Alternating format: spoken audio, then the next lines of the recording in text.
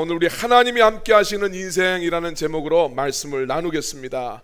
자, 우리 역대하 1장 1절에서 6절 말씀, 역대하 1장 1절에서 6절 함께 말씀을 읽겠습니다. 시작. 다윗의 아들 솔로몬의 왕위가 견고하여 가며 그의 하나님 여호와께서 그와 함께 하사 심히 창대하게 하시니라. 솔로몬이 온 이스라엘의 천부장들과 백부장들과 재판관들과 온 이스라엘의 방백들과 족장들에게 명령하여 솔로몬이 온 회중과 함께 기브온 산당으로 갔으니 하나님의 회막 곧 여호와의 종 모세가 광야에서 지은 것이 거기에 있음이라. 다윗이 전에 예루살렘에서 하나님의 궤를 위하여 장막을 쳐두었으므로 그 궤는 다윗이 이미 기럇 여아림에서부터 그것을 위하여 준비한 것으로 메어 올렸고, 옛적에 훌의 손자 우리의 아들 브살렐이 지은 놋제단은 여호와의 장막 앞에 있더라. 솔로몬이 회중과 더불어 나아가서 여호와 앞 곧 회막 앞에 있는 놋제단에 솔로몬이 이르러 그 위에 1000마리 이생으로 번제를 드렸더라. 아멘. 오늘 이 자리에 오신 여러분들, 오늘 하루도 수고 많으셨습니다. 우리 서로에게 함께 인사하겠습니다. 오늘도 수고 많으셨습니다. 또 다른 분한테 시작. 오늘도 수고 많으셨습니다. 아멘. 오늘 이 시간 여러분들 수고가 하나님의 은혜로 채워지길 주님의 이름으로 축원합니다. 우리가 살아가는 현실들을 바라보면 쉽지 않죠. 사는 게 만만치 않다, 이런 것을 우리가 느끼게 될 때가 참 많이 있습니다. 경제도 어렵고, 또 아이들 키우는 것도 쉽지 않고, 또 가정과 직장의 문제도 우리를 무겁게 짓누르는 것을 우리가 경험하게 되죠. 그럴 때 우리 마음속에 한 가지 소망이 있어요. 야, 내 인생이 좀 견고해졌으면 좋겠다, 내 인생이 좀 흔들리지 않았으면 좋겠다, 이런 마음을 우리가 갖게 될 때가 있죠. 내 삶이 지금보다 조금이라도 더 나아지고 내 삶이 창대해지면 좋겠다라는 그런 바람을 우리가 안게 될 때가 있습니다. 오늘 본문 말씀 역대하 1장은 어떻게 하면 그런 인생을 살 수 있는가, 그 비결을 우리한테 알려주고 있어요. 역대하 1장 1절 말씀 같이 한번 읽겠습니다. 다윗의 아들 솔로몬의 왕위가 견고하여 가며 그의 하나님 여호와께서 그와 함께 하사 심히 창대하게 하시니라. 아멘. 솔로몬의 인생이 견고해졌고 심히 창대하게 되었다라고 이야기합니다. 근데 그 비결이 어디 있었나?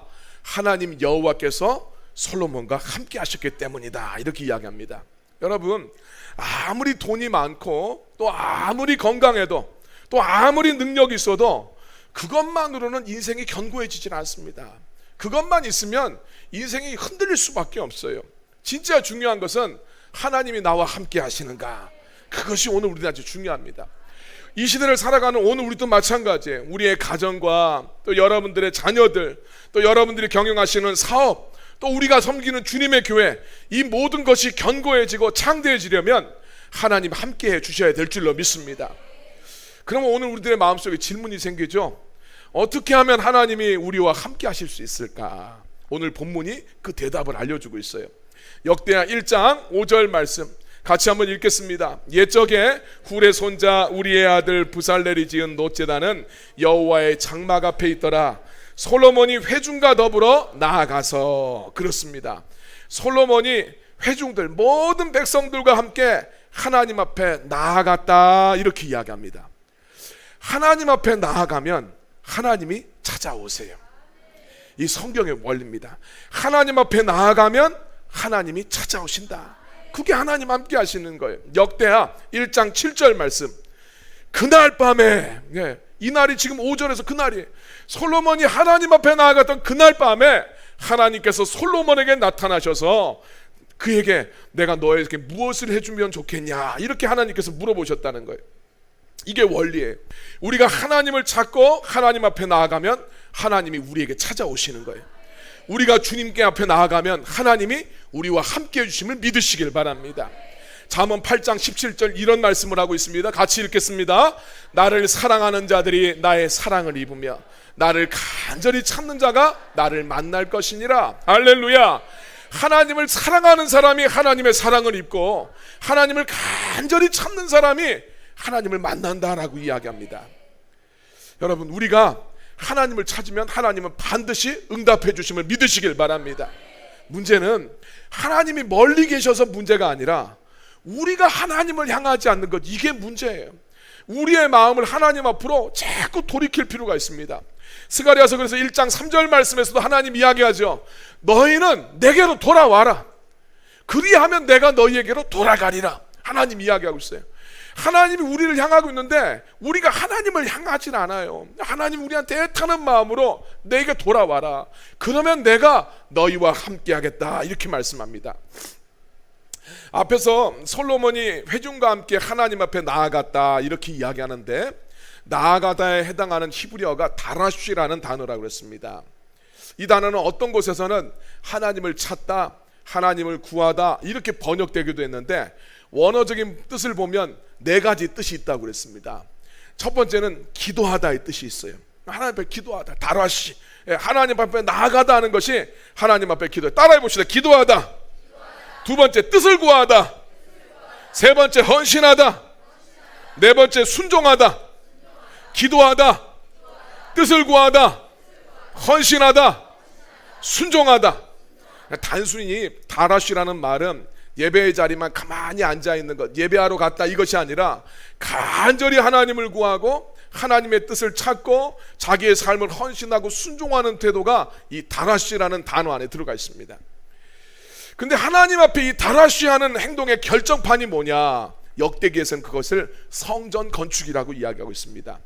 자, 솔로몬이 성전을 지음으로써 하고자 하는 내용들을 바라보면 이것을 우리가 더 분명하게 알 수 있습니다. 역대하 2장 4절 말씀 같이 한번 읽겠습니다. 시작. 이제 내가 나의 하나님 여호와의 이름을 위하여 성전을 건축하여 구별하여 드리고 주 앞에서 향재료를 사르며 항상 떡을 차려 놓으며 안식일과 초하루와 우리 하나님 여호와의 절기에 아침 저녁으로 번제를 드리려 하오니 이는 이스라엘의 영원한 규례니이다. 아멘. 솔로몬은 자기가 성전을 짓고자 하는 목적을 뭐라고 이야기하는가? 나의 하나님 여호와의 이름을 위하여 성전을 건축하고자 한다 이렇게 이야기합니다. 이게 가장 중요한 포인트예요. 솔로몬은 하나님을 위한 집을 짓길 원했어요. 그래서 그 뒤에 따라 나오는 향 재료를 사르는 것, 향을 사른다는 것, 우리 기도를 뜻하지요. 떡을 차려는 것, 진설병을 이야기하는데 이거 하나님 말씀을 묵상하는 걸 이야기합니다.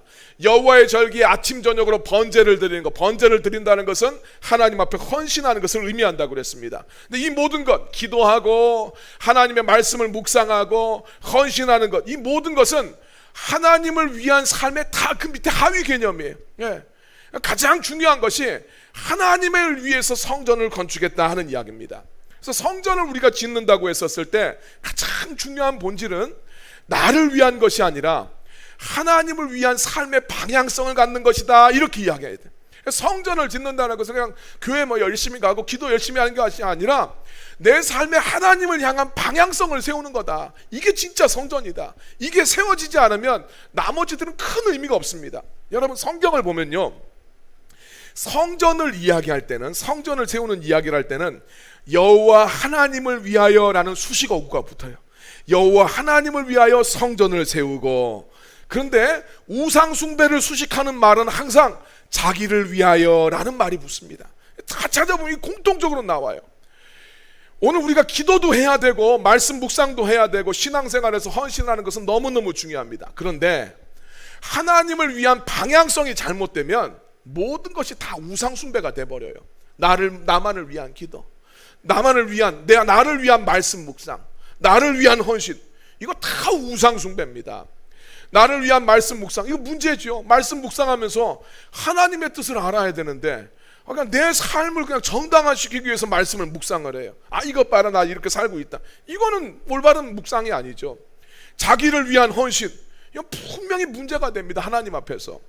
그러면 자기 자신을 위한 기도, 이것은 하면 안 되는 것인가? 물론 그렇진 않지요. 예수님도 자기의 필요를 위해서 기도하라는 말씀을 하셨어요. 그리고 그 기도가 필요하다는 것을 무시하지 않으셨습니다. 다만 자기를 위한 기도하는 것을 자기가 하나님 앞에 하는 경건 생활의 전부로 여기면 안 된다는 거예요. 그냥 내 삶의 문제만 위해서 계속 기도하고 이것이 그냥 내 경건 생활의 모든 것이냐, 그렇게 생각하면 이건 올바른 방향성을 상실해버린 것이라는 거죠. 진정한 기도는 하나님을 찾고 하나님의 뜻 가운데서 순종하기 위해서고 하나님의 목적을 위한 기도가 돼야 돼요. 왜 그런가? 왜 나를 위한 기도보다 하나님의 방향성이 중요한가? 방향이 결정되면 나머지는 하나님이 챙겨주시기 때문이에요. 여러분, 솔로몬이 하나님을 찾아갔던 날 밤 하나님이 솔로몬을 찾아오셨다고 했어요. 그때 하나님은 솔로몬한테 물어봅니다. 내가 너한테 뭘 해주길 원하냐? 이렇게 물어보셨습니다. 그때 솔로몬이 다른 어떤 것도 구하지 않고 하나님께서 자기에게 맡겨주신 그 사명을 위해서 기도했어요. 하나님께서 당신의 백성들을 다스리라고 나를 이 다윗의 뒤를 이어서 이스라엘의 왕으로 삼아주셨는데, 솔로몬은 내가 이 사명을 잘 감당할 수 있도록, 하나님의 백성을 잘 통치할 수 있도록 지혜와 지식을 내게 좀 주십시오, 이렇게 하나님 앞에 기도했습니다. 그러니까 하나님 반응이 어떻습니까? 하나님 반응이 깜빡 넘어가요. 하나님이 진짜. 역대하 1장 11절 12절 말씀 같이 읽겠습니다.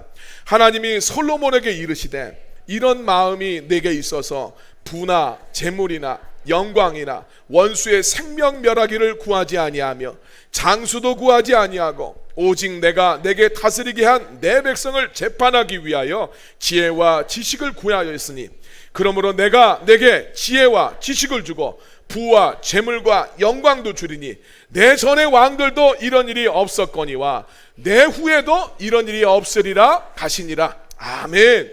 11절 말씀 보세요. 야, 하나님이 보셨을 때 이럽니다. 너는 남들이 다 구하는 돈 부자 되는 것, 재물, 돈, 영광, 사람들 앞에 막 주목받고 이러는 것, 그런 영광이나 네 원수를 제거하는 것, 또 그 다음에 오래 사는 것, 남들은 다 이거 구하는데 넌 그런 걸 구하지 않는구나. 오직 내가 너에게 맡긴 사명, 이거 잘 감당할 수 있게 해달라고 지혜와 지식을 구하는데, 야, 너무 기특하다. 12절 말씀, 하나님이 내가 너한테 너무너무 감동해서 너에게 네가 원했던 지혜와 지식을 줄 뿐만 아니라 네가 구하지 않았던 부와 재물, 영광도 내게 더해주겠다, 이렇게 약속해 주셨어요. 여러분, 이게 원리예요. 우리가 하나님 앞에 나아가면 하나님이 찾아오세요. 우리가 하나님을 구하면 하나님 우리를 책임져 주시는 거예요. 예수님도 이렇게 말씀하십니다. 마태복음 6장 33절 말씀 같이, 그런즉 너희는 먼저 그의 나라와 그의 의를 구하라. 그리하면 이 모든 것을 너희에게 더하시리라. 야, 먼저 하나님의 나라와 하나님의 의를 구해라. 그리하면 너희들 삶에 필요한 것들, 그 모든 것을 너희들의 삶 속에 내가 더해주겠다, 이렇게 말씀하셨어요. 무슨 말입니까? 삶의 우선순위, 내 삶의 방향이 하나님이 돼야 된다는 이야기예요. 하나님이 정말 우선순위가 되고 우리의 삶의 방향이 하나님을 향하게 된다면, 정말 하나님을 위한 우리들의 삶을 살아가면, 야, 내가 너의 모든 것 더해주겠다, 네가 구하지 않았던 것 이건 내가 다 책임져 주겠다, 주님이 이렇게 약속해 주셨어요. 다른 모든 사람들은 하나님이 맡겨주시는 사명보다는 부와 재물, 영광, 원수 제거하는 것, 또 오래 사는 것, 다 이런 걸 구한다는 거예요. 왜 그러겠습니까? 자기가 우선이 되는 거죠. 자기를 위해 사는 거예요. 근데 솔로몬이 구하는 게 전혀 달랐어요. 하나님이 맡겨주신 사명을 구합니다. 야, 너 진짜 네 인생 하나의 소원 말해봐. 다 이러면 여러분 뭐 구하겠어요? 네 소원이 뭐냐? 그러면 우리 정말 내 마음속에 내가 원하는 거 이거 구하잖아요. 웃으시는 분들은 은혜 받으시는 분들이에요. 우리 마음들이 다 그러고 있어요. 근데 솔로몬이 그거 안 구합니다. 인생의 방향성이 내가 아니라 하나님을 향해 있었기 때문에 남들이 구하는 거 다 그것이 아니라 하나님 맡겨주시는 사명을 위해서 기도할 수 있었다는 이야기죠. 로라 힐렌브란트라는 분이 쓴 언브로큰이라는 소설이 있습니다. 이 소설은 저도 안 읽어봤지만 영화는 봤습니다. 안젤리나 졸리가 감독이 돼가지고 만든 영화 언브로큰이라는 영화가 있어요. 주인공이 루이스 잠페른이라는 사람인데, 실제로 이 올림픽 실화를 바탕으로 한 겁니다. 올림픽에 나가서 5000m 달리기 선수로 나갔었어요. 그러다가 2차 대전이 벌어지니까 B-24 폭격기에 이 조준경을 담당하는 폭격수로서 전쟁에 참전을 하게 됩니다. 여러 위기를 거치면서 굉장히 이렇게 임무를 수행하다가 어느 날은 이 구출 임무를 맡으면서 비행을 하게 되는데, 갑자기 비행기가 고장이 나서 태평양 한가운데 추락을 하게 돼요.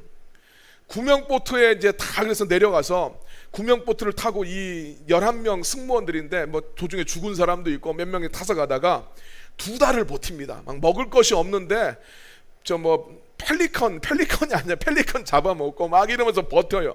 그러다가 어느 날 배가 탁 오는데 그 배가 일본 함정이었어요. 예, 구조되긴 되는데 그 후로 2년 동안 아주 혹독하게 포로 수용소에서 그냥 이 고생을 합니다. 와타나베라고 하는 이 수용소 소장이 어마어마하게 괴롭힙니다. 그래서 막 달리기 선수였다고 그러니까 일본 사람하고 달리기를 시키는데 이기면 이겼다고 때리고 지면 진다고 때리고 어마어마하게 괴롭혀요. 그러다가 전쟁이 끝나고 무사히 고국으로 돌아왔는데 그래서 결혼도 했어요.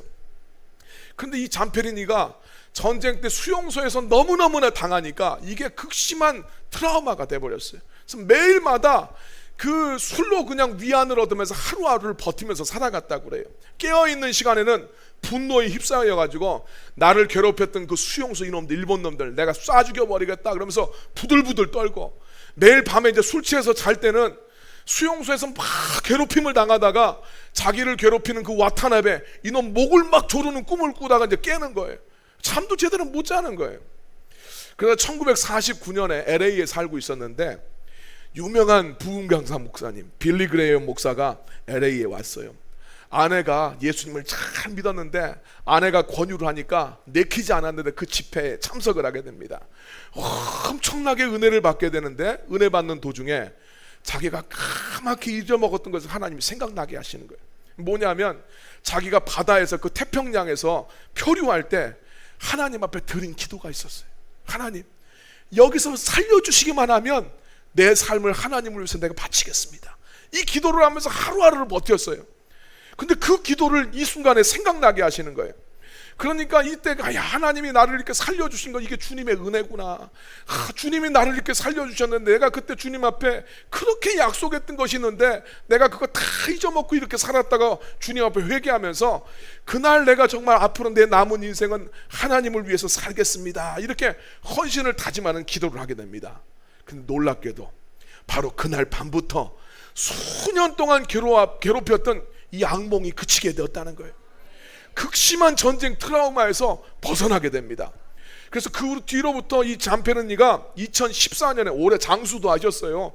2014년에 죽을 때까지 청소년들 사역을 합니다. 위기에 처한 청소년들 돕고 복음을 전하는 사역을 했다, 이렇게 이야기를 되고 있습니다. 잠페르니는 이 태평양 바다 위에서 정말 그 위태로운 순간에 하나님 앞에 기도했던 것을 까맣게 잊어버리고 있었는데 하나님 앞에 다시 나아가서 내 삶의 방향을 하나님 앞으로 돌리고 하나님을 위해서 살기로 작정했었을 때 바로 그때부터 수년 동안 그 사람을 괴롭혔던 이 전쟁의 트라우마에서 벗어나게 돼요. 그의 영혼이 놀라운 자유함을 얻게 되고 심지어는 자기를 괴롭혔던 일본 사람들도 다 용서를 합니다. 그래서 이분이 1998년 나가노 올림픽 때 성화 봉송주자로 일본에 그때 가셨어요. 그리고 자기를 고문했던 그 와타나베, 이 사람도 만나길 원하는데 와타나베가 나타나질 못해요. 예, 염치가 없죠. 예. 여러분, 솔로몬이 하나님 앞에 달아시했을 때, 하나님 앞에 나아가서 하나님을 위한 삶을 추구했을 때 하나님이 솔로몬을 찾아오셔서 그가 구하지 않았던 것도 하나님 더해 주셨듯이 이 잠페르니도 하나님 앞에 나아가서 하나님을 위한 삶을 결단했었을 때 하나님께서 이 잠페르니를 찾아오시고 그가 구하지도 않았던 이 전쟁의 트라우마도 싹 사라지게 하시고 그의 삶에 계속해서 얽어맺고 있었던 이 분노와 상처에서도 이 사람을 자유케 하셨다는 이야기예요. 여러분, 우리가 하나님을 위한 집을 지으면 하나님이 우리 인생 집을 지어주세요. 우리가 하나님을 구하면 하나님이 우리의 삶의 필요들을 채워주십니다. 우리가 하나님 맡겨주신 사명을 위해서 나아가면 하나님은 우리 삶을 맡아주세요. 이게 성경에서 말하고 있는 형통의 원리고 하나님과 함께 살아가는 삶의 원리가 이거예요. 내가 내 것만 챙기는 거. 우리가 인생을 살아가도 그래요. 부부라도 지 것만 챙기는 남편, 지만 챙기는 아내 있으면 못 살잖아요. 어떻게 그 관계가 깊어지겠습니까? 아내는 남편을 위하고 남편은 아내를 위해 썼을 때 이 관계가 깊어지지 않습니까? 친구 관계도 마찬가지 아니에요? 아무리 친해도 서로를 챙겨줘야 이 친구 관계가 깊어지는 거 아닙니까? 하나님과 우리의 관계도 마찬가지예요. 그냥 하나님 앞에서 내 것만 챙기고 이거 하나님 앞에 깊어질 수가 없어요. 우리가 하나님을 챙기면 하나님께서 우리 인생을 책임져 주시는 거예요. 여러분, 다윗 생각해 보세요. 하나님을 위한 집을 지으려고 했더니 하나님, 야, 너 안 돼. 그 대신 내가 네 집은 지어줄게. 이게 성경에 말하는 원리예요. 아브라함이 자기 아들 이삭, 독자 이삭도 아끼지 않고 하나님 앞에 내놓았더니 하나님께서 아브라함의 인생에 엄청난 약속들을 해주세요. 하나님을 위한 집을 지으시길 바랍니다. 그러면 하나님이 여러분 인생 집을 지어주세요. 여러분, 오늘 이 밤에 여러분들의 삶의 방향을 한번 점검해 보시길 바랍니다. 하나님은 온데간데 없이 나 자신만을 위한 방향을 추구하고 있지는 않은가 스스로 한번 점검해 보세요. 진짜 자기 삶을 축복하는 방법, 오늘 주님이 이야기하는 이 자기 삶을 축복하는 원리는 하나님을 향한 삶을 추구하는 거예요. 하나님을 향한 방향이에요. 그 방향성이 여러분들의 삶 속에 분명히 세워져서 우리가 하나님 앞에 다라시에 섰을 때 하나님께서 우리 인생에 함께 하실 줄로 믿습니다.